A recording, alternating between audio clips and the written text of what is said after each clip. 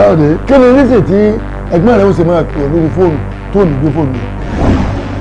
Uncle Kasali. mo ń bẹ̀ mo send $2 million sí ẹ fi ṣe kọ́tà bá fẹ́ ṣe. ọmọ ọmọ yẹn. kò burú èmi náà wá ṣe máa ṣàràjọ bí ò tẹ́jú $10 million. $10 million! ṣáà gbà.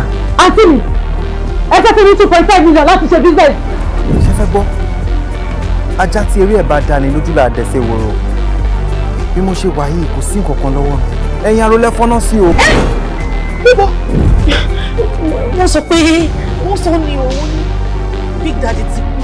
Big Daddy wo. ọkùnrin màmá àdúgbò màmá àti bọ̀dá mi màmá náwó lórí òkú bọ̀dá mi ọmọ bọ̀dá mi ní àbúrò